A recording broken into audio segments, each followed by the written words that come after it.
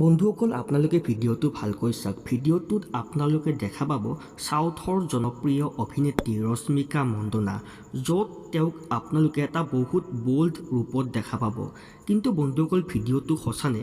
ভিডিঅ'টো বহুত বেগেৰে Facebook, Instagram, Twitter etcetera social মিডিয়াত ভাইৰেল হৈ আছে।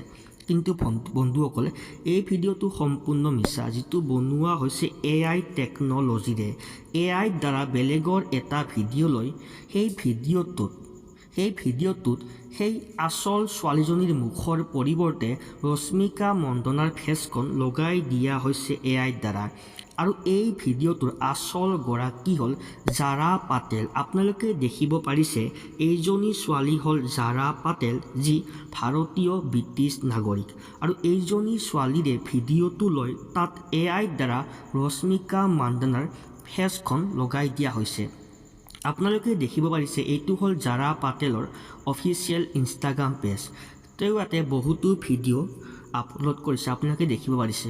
আৰু এইটো হ'ল সেইটো ভিডিঅ' য'ত ৰশ্মিকা মন্দনাৰ ফেচখন লগাই দিয়া হৈছে। আৰু এই ভিডিঅ'টো বৰ্তমান সময়ত বহুত ভাইৰেল হৈছে, যাৰ কাৰণে ইতিমধ্যে ৰশ্মিকা মন্দনাই টুইটাৰত টুইট কৰিছে। আপোনালোকে দেখিব পাৰিছে এইটো টুইট, য'ত ৰশ্মিকা মন্দনাই নিজৰ স্পষ্টীকৰণ দিছে। আৰু তাতে তেওঁ চৰকাৰ তথা প্ৰশাসনক ব্যৱস্থা গ্ৰহণ কৰিবলৈ আহ্বান জনাইছে। আৰু বন্ধুসকল ৰশ্মিকা মন্দনাৰ এই টুইটটো কৰাৰ পিছত ছ'চিয়েল মিডিয়াত একদম হাহাকাৰ লাগি গৈছে।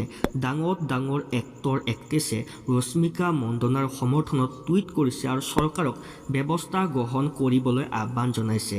তো বন্ধুসকল আপোনালোকে যদি এই AI ফেক জেনেৰেট ৰশ্মিকা মন্দনাৰ ভিডিঅ'টো শ্বেয়াৰ কৰিছিল, তো আপোনালোকে বন্ধুসকল ডিলিট কৰি দিয়ক।